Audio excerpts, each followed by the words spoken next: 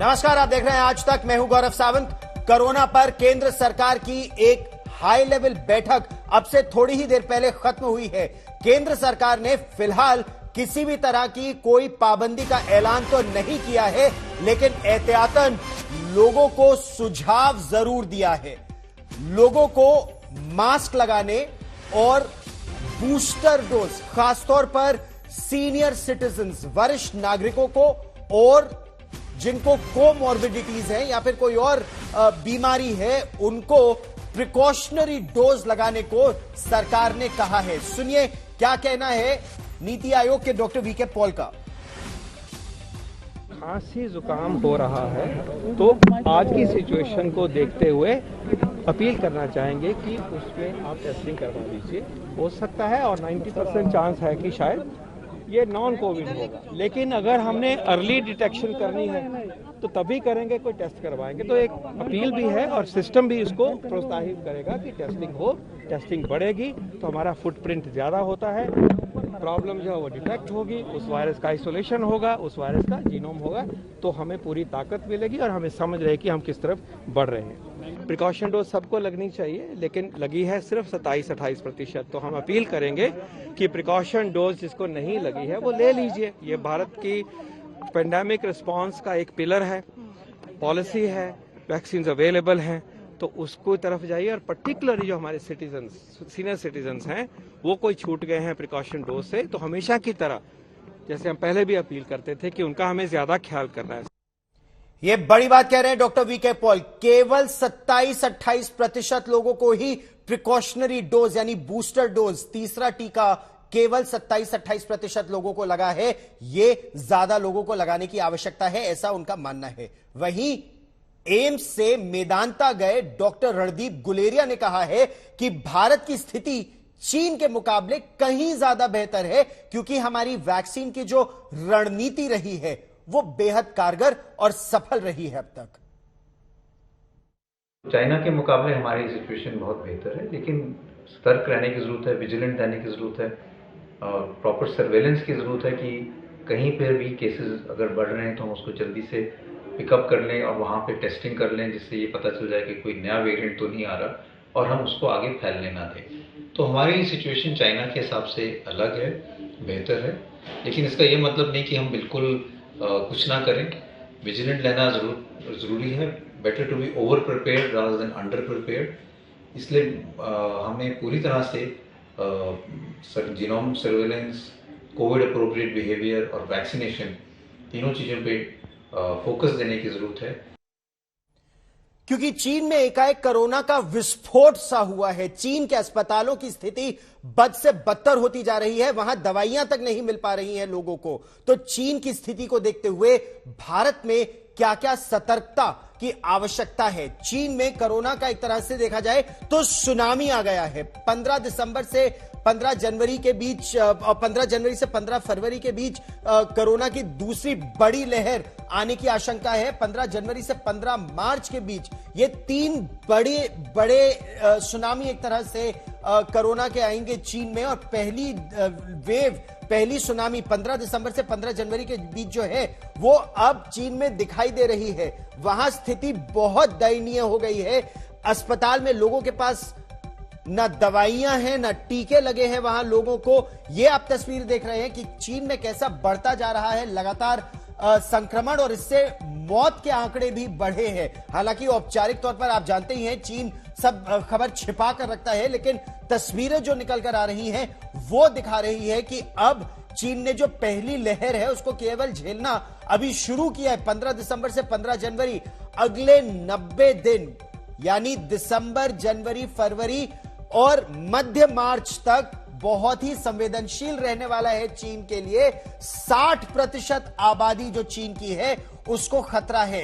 यह सबसे बड़ी चिंता की बात है। 10 लाख लोगों की मौत का डर है, आशंका है इस समय चीन में। अच्छा, भारत में इसी को लेकर एक बहुत महत्वपूर्ण मीटिंग हुई। इस मीटिंग में मनसुख मंडाविया जो केंद्रीय स्वास्थ्य मंत्री है, उनकी अध्यक्षता में यह मीटिंग हुई। घबराने की आवश्यकता नहीं है, क्योंकि सरकार, ऐसा सरकार का कहना है, वो सतर्क है और लोगों को जो प्रिकॉशनरी डोज है यानी तीसरा इंजेक्शन बूस्टर डोज अगर आपने नहीं लगवाया है तो लगवा लीजिए। भीड़भाड़ वाली जगह जाए तो मास्क जरूर लगा लीजिए। आने वाले समय में यह तनाव, यह स्थिति और गंभीर हो सकती है कोरोना को लेकर। खासतौर पर देखिए, एक सर्दी की बात है और दूसरा छुट्टियों का समय है, तो लोग बहुत निकलते हैं एक दूसरे से मिलने के लिए भी। आज केंद्रीय स्वास्थ्य मंत्री मनसुख मंडाविया ने एक बहुत ही हाई लेवल मीटिंग की और इसमें कोरोना की जो ताजा स्थिति है उसकी समीक्षा की। मनसुख मंडाविया ने कहा कि कोविड अभी खत्म नहीं हुआ है। सभी संबंधित विभागों को न केवल सावधान रहने के लिए कहा गया है बल्कि निगरानी बढ़ा देने के निर्देश दिए गए हैं। सरकार हर हालत से निपटने के लिए तैयार है, यह कहना है सरकार का, लेकिन विपक्ष ये कह रहा है कि चीन से आने वाली उड़ानों को अब अभी से ही रोक देना चाहिए।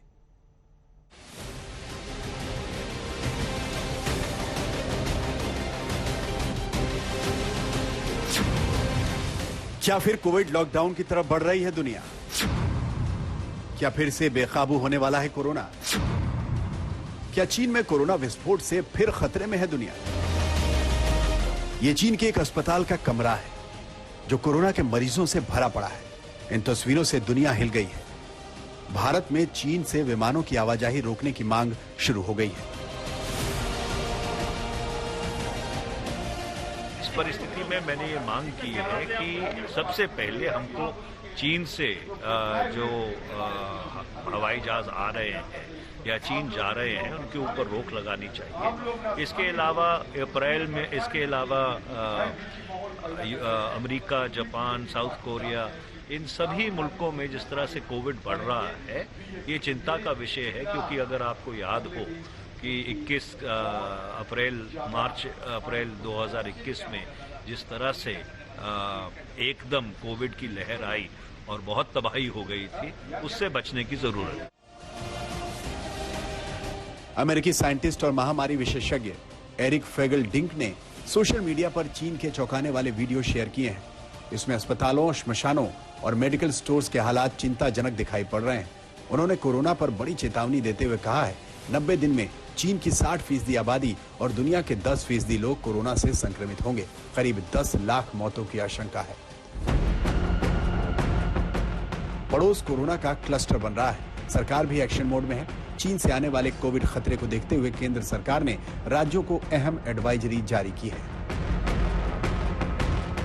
केंद्र सरकार ने सभी राज्यों को चिट्ठी भेजकर कोरोना के सभी पॉजिटिव मामलों की जीनोम सीक्वेंसिंग को कहा है। चिट्ठी में कहा गया है कि Japan, America, Korea Republic, Brazil और चीन में कोरोना के बढ़ते मामले चिंताजनक हैं, इसलिए कोरोना के पॉजिटिव केसों की जीनोम सीक्वेंसिंग कराई जानी चाहिए ताकि कोरोना के नए वेरिएंट के बारे में समय से जानकारी मिल सके। सावधानता हमेशा केंद्र सरकार लेती रही है। जहां भी कुछ आउटब्रेक्स दिखे हैं, जहां भी केसेस दिखते हैं, आउटब्रेक ज्यादा नजर आते हैं, केसेस बढ़ते हैं, तो केंद्र सरकार राज्यों को अलर्ट मोड पे कुछ नोटिफिकेशन, गाइडलाइंस देते हैं। और कल भी हमारी मंत्रालय ने ये गाइडलाइंस इशू किए हैं कि जीनोम सीक्वेंसिंग किया जाए। सरकार एक्शन में आ चुकी है, इस पर रिएक्शन भी रहे। स्वास्थ्य मंत्री मनसुख मांडविया ने कोरोना के खतरे को देखते हुए राहुल गांधी को चिट्ठी भेजकर भारत जोड़ो यात्रा में कोरोना प्रोटोकॉल की सख्ती से पालन की हिदायत दी और ऐसा संभव न होने पर यात्रा रोक देने की सलाह दे डाली। इस पर कांग्रेस आग बबूला है। बौखलाए हुए बीजेपी पार्टी ये तरह तरह की सारे सवाल उठा रहे हैं। बीजेपी पार्टी को ये कहना चाहता हूँ, गुजरात में जब चुनाव हुई थी, मोदी जी घर घर गए थे, क्या मास्क लगा के, क्या लोगों को सारे प्रोटोकॉल मानते हुए गए थे? सवाल ये खड़ा होता है, क्या एक परिवार सब प्रोटोकॉल से ऊपर है? ये तो मैं मान सकता हूं कि आज भी गांधी परिवार में कांग्रेस के राष्ट्रीय अध्यक्ष को ज्यादा एक परिवार को मान्यता मिलती है, लेकिन देश का प्रोटोकॉल, कोविड का प्रोटोकॉल तो उनको फॉलो करना पड़ेगा। बड़ा सवाल यह है कि देश के सामने कोरोना का कितना बड़ा खतरा है, या देश में फिर से सख्त कोविड प्रोटोकॉल लागू करने का वक्त आ गया है। दिल्ली से मिलन शर्मा के साथ आज तक ब्यूरो। कोरोना को लेकर अब सियासत भी तेज हो गई है। केंद्रीय स्वास्थ्य मंत्री मनसुख मंडाविया ने भारत जोड़ो यात्रा में कोरोना के गाइडलाइंस के पालन करने के लिए राहुल गांधी को चिट्ठी लिखी। इस चिट्ठी पर अब कांग्रेस आग बबूला है, कह रही है सरकार घबराने लगी है भारत जोड़ो यात्रा से, इसीलिए कोरोना का राग अलापने लगी है।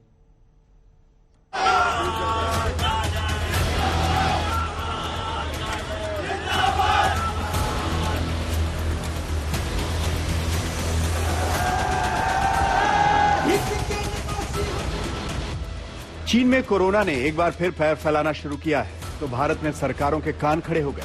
स्वास्थ्य मंत्री ने बैठक की और एहतियात बरतने के निर्देश दिए। साथ ही स्वास्थ्य मंत्री ने भारत जोड़ो यात्रा को लेकर राहुल गांधी और राजस्थान के मुख्यमंत्री को चिट्ठी लिख दी है। स्वास्थ्य मंत्री ने चिट्ठी में लिखा है, भारत जोड़ो यात्रा के दौरान कोविड गाइडलाइंस का सख्ती से पालन हो, साथ ही मास्क और सैनिटाइजर का उपयोग किया जाए। चिट्ठी में यह भी लिखा गया है कि यात्रा में सिर्फ वही लोग शामिल हों जिन्होंने वैक्सीन ले रखी हो। चिट्ठी में सलाह दी गई है कि यात्रा में जुड़ने से पहले और बाद में यात्री आइसोलेट हो। आखिर में यह भी लिखा गया कि प्रोटोकॉल पालन करना संभव ना हो तो यात्रा को स्थगित कर दें। सवाल ये खड़ा होता है, क्या एक परिवार सब प्रोटोकॉल से ऊपर है? ये तो मैं मान सकता हूं कि आज भी गांधी परिवार में कांग्रेस के राष्ट्रीय अध्यक्ष को ज़्यादा एक परिवार को मान्यता मिलती है, लेकिन देश का प्रोटोकॉल, कोविड का प्रोटोकॉल तो उनको फॉलो करना पड़ेगा। आखिर क्या कारण है कि आज भी एक पार्टी, एक राजनीतिक दल एक परिवार तक अपने आप को सीमित रखता है और उसके लिए सारे प्रोटोकॉल तोड़ने के लिए भी तैयार होता है। स्वास्थ्य मंत्री की चिट्ठी पर कांग्रेस आग बबूला हो गई। राजस्थान के सीएम अशोक गहलोत ने कहा कि बीजेपी कोरोना कर रही है क्योंकि उसे राहुल गांधी की भारत जोड़ो यात्रा से डर लग रहा है। आप ये सब प्रिकॉशन कीजिएगा, मास्क की डिस्टेंसिंग की भी, क्वारंटाइन करने की भी। ये बुखलाहट का एक बड़ा नमूना सामने आया देश के सामने। मेरे ख्याल से यात्रा शुरू होने के बाद में पहला पत्र आया होगा केंद्रीय मंत्री का, तो आप सोच सकते हो कि कितनी घबराई हुई है केंद्र सरकार। भारत जोड़ो यात्रा में कोविड गाइडलाइंस के पालन की नसीहत के बाद कांग्रेस ने बीजेपी से पूछा कि क्या नियमों का उल्लंघन सिर्फ राहुल गांधी की पदयात्रा में हो रहा है। ये डर के मारे, ये आम लोगों की निगाह भटकाने के लिए बुखलाए हुए बीजेपी पार्टी ये तरह तरह की सारे सवाल उठा रहे हैं। बीजेपी पार्टी को ये कहना चाहता हूँ, गुजरात में जब चुनाव हुई थी, मोदी जी घर घर गए थे, क्या मास्क लगा के, क्या लोगों को सारे प्रोटोकॉल मानते हुए गए थे? कोरोना ने एक बार फिर से चीन की नींद उड़ा दी है और दुनिया ने देखा है कि जानलेवा बीमारी के वेरिएंट को दूसरे देशों में पहुंचने में वक्त नहीं लगता। लिहाजा कोरोना पर सियासत नहीं, एहतियात की जरूरत है। दिल्ली से मिलन शर्मा के साथ आज तक ब्यूरो। कोरोना पर सियासत नहीं, एहतियात की जरूरत है। भारत जोड़ो यात्रा राजस्थान के बाद आज सवेरे हरियाणा में दाखिल हुई।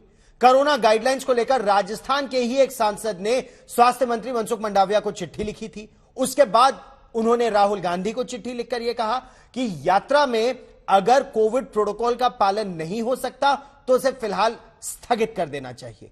कांग्रेस का कहना है कि बीजेपी यात्रा से डर गई है।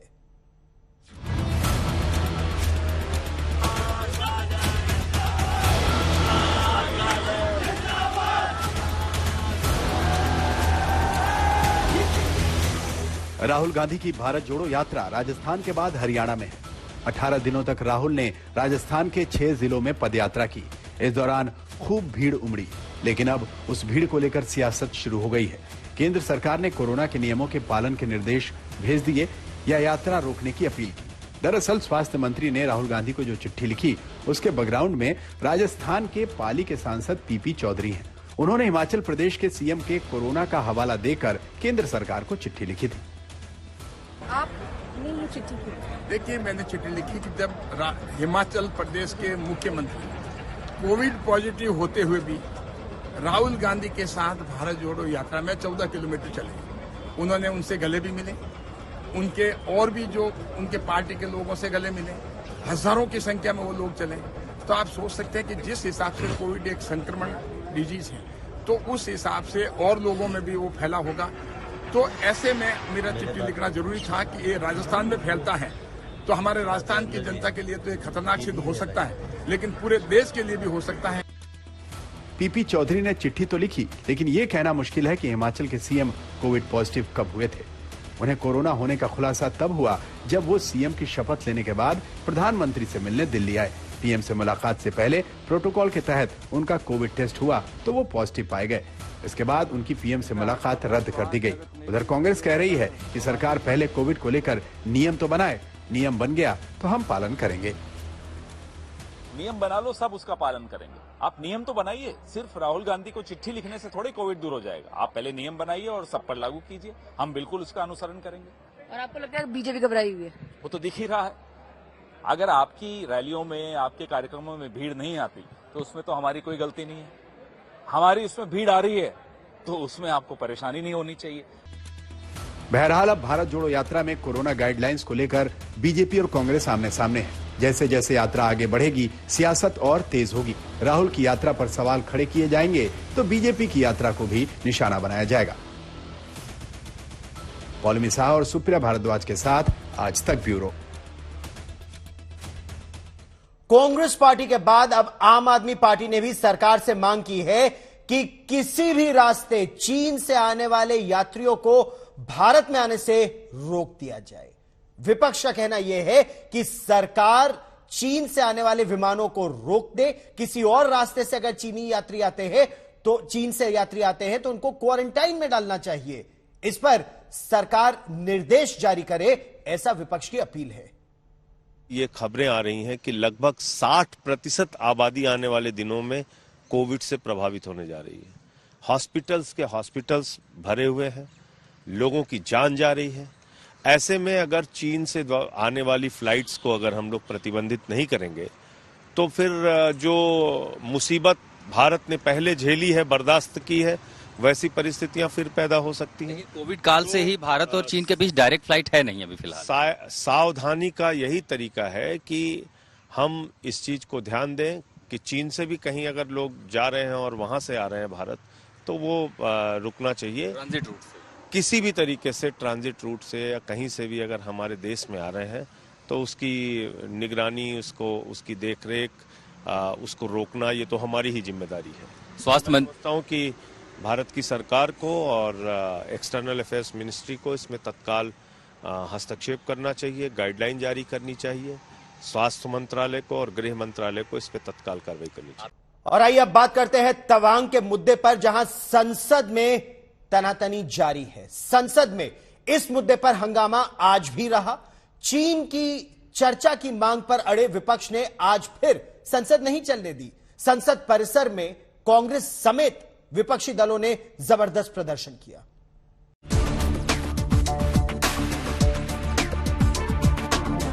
तवांग से चीन ने कदम तो पीछे खींच लिए, लेकिन सियासत करने वाले पीछे हटने को तैयार नहीं।